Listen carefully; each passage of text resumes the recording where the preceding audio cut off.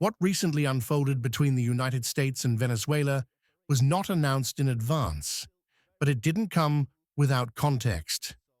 According to publicly available information, certain actions were taken quickly, quietly, and with very limited official explanation. Some media outlets reacted immediately, others chose to wait. But the most revealing part of this story isn't what was said. It's what was carefully left unsaid.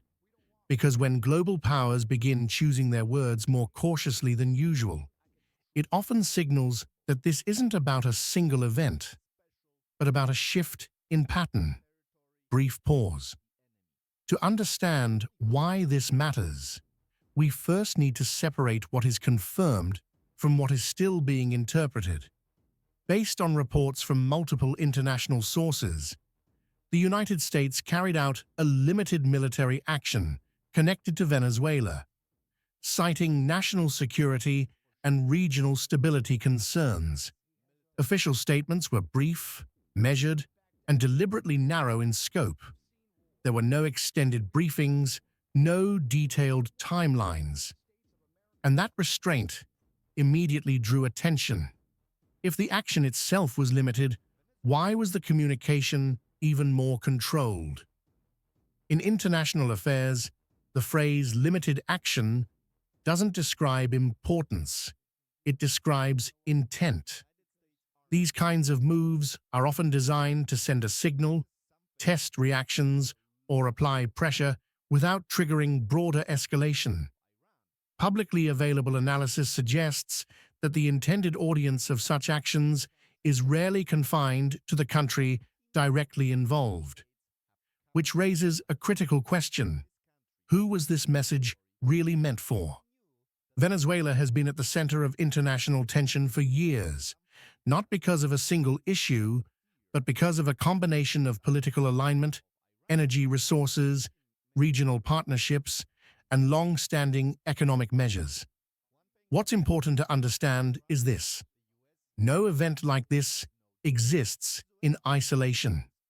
Many observers see the current situation not as a sudden shift, but as part of a longer strategic trajectory that has been developing over time.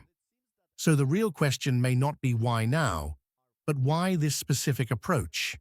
Once the information became public, reactions from other governments were notably restrained.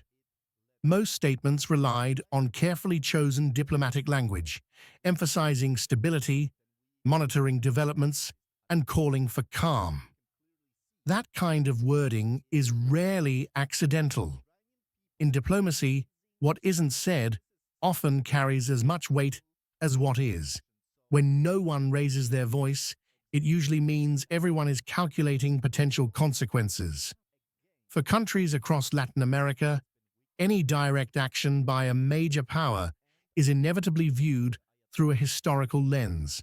That's why regional responses appeared cautious, sometimes silent, but not indifferent. Some leaders avoided the topic altogether. Others spoke broadly about sovereignty without naming specific actors. This suggests concern, paired with an awareness of the existing balance of power. At the same time, analysts also began looking inward, examining the domestic context within the United States. Political commentators noted that actions like these are often evaluated alongside internal pressures, alliance dynamics, and broader global messaging. From that perspective, Venezuela becomes one element in a much larger framework, not the sole focus of the move itself. Sometimes the most important question isn't what happened, but why a signal was sent in this particular way, at this particular moment. Brief pause. And to understand what this could lead to next, there's one part of the story that rarely gets explained clearly. What makes this situation especially important is not the action itself, but the line it approaches without clearly crossing. In recent years, global powers have increasingly relied on moves that sit in a gray zone, not large enough to trigger open confrontation, but not small enough to be ignored. According to publicly available analysis, this approach is often used to reshape expectations rather than borders, and that's where escalation and restraint quietly meet. On one hand, the action sends a message that certain boundaries still exist. On the other, it carefully avoids steps that would force immediate retaliation or formal responses from rivals. This balance is not accidental. It reflects a broader strategy where influence is exercised through precision, timing, and ambiguity rather than scale. The question many analysts are asking now is not whether this escalates tensions, but whether it resets the rules. Because once a line is tested, even without dramatic consequences, it rarely returns to its original position. Another key element lies in how quickly the situation moved out of the spotlight. Within days, global headlines began shifting elsewhere. News stories took priority. Public attention moved on. But behind the scenes, the evaluation didn't stop. In international relations, silence after an event often signals analysis, not resolution. Governments study reactions. Allies assess alignment. Opponents measure risk. And every response, or lack of one, becomes data. This is why some experts argue that the most significant phase of this situation may actually come after the headlines fade, because that's when policy adjustments quietly take shape. There is also the question of precedent. If a limited action produces minimal diplomatic fallout, it subtly alters what is considered acceptable behavior going forward. Not officially, not publicly, but practically. Over time, these shifts accumulate. What once required extensive justification becomes easier to repeat. What once demanded international consensus becomes a unilateral calculation. And that's why observers are paying close attention to how this moment is being framed, not just by officials, but by institutions, allies, and regional partners. Another layer often overlooked is how this affects energy markets and strategic planning. Venezuela's role in global energy discussions has fluctuated over the years, but it has never disappeared. Any development involving the country is automatically interpreted through economic as well as political lenses. Even when energy isn't mentioned directly, it remains part of the background calculation. And that adds another reason for cautious language and measured responses. From a strategic standpoint, ambiguity serves multiple purposes at once. It limits public pressure, it reduces the need for immediate answers, and it keeps options open.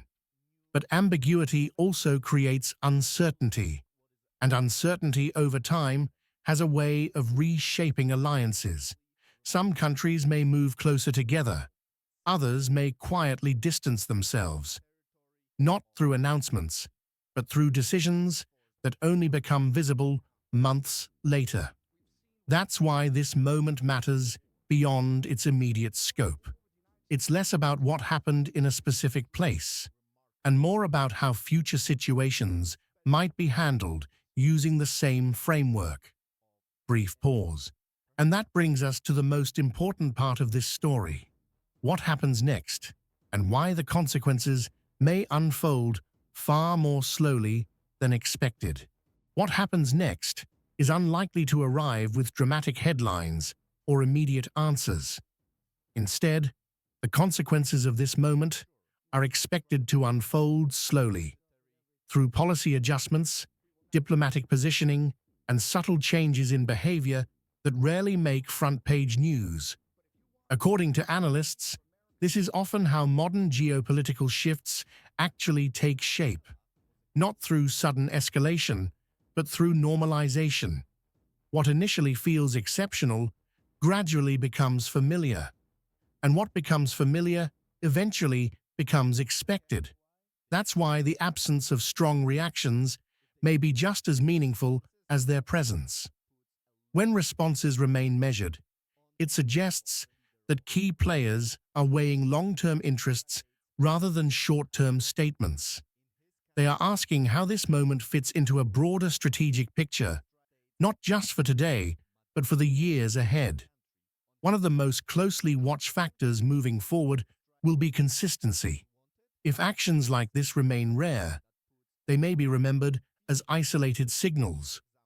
But if similar approaches appear elsewhere, in different regions or under different circumstances, they begin to form a pattern. And patterns, once established, influence decisions far beyond their original context. This is where uncertainty becomes a strategic variable. Governments, markets, and institutions all respond not only to what has happened, but to what they believe could happen again. That perception alone can shape alliances, investment decisions, and diplomatic priorities. In this sense, Venezuela is not just part of a regional story. It becomes part of a global reference point. Another aspect that deserves attention is time. Unlike fast-moving news cycles, geopolitical outcomes rarely resolve quickly. They evolve through quiet negotiations, incremental shifts, and moments that only make sense in hindsight. By the time their impact becomes obvious, the original event is often already forgotten by the public. Yet, its influence remains. And that's why moments like this matter, even when they appear contained. They test boundaries, they measure responses, they reveal how much room exists between action and consequence. Whether this leads to further adjustments or a return to restraint depends on choices that are still being made, largely out of public view. What is clear is that this situation is not defined by a single decision, but by how it is interpreted, remembered, and applied going forward.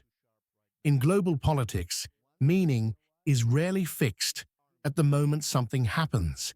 It's shaped over time, through repetition and response. And that's exactly why this story isn't finished. Not because of what may happen tomorrow, but because of how today quietly reshapes expectations for the future. Brief pause.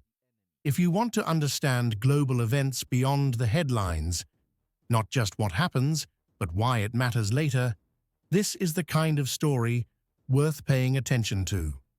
Because in geopolitics, the most important shifts often happen when almost no one is looking.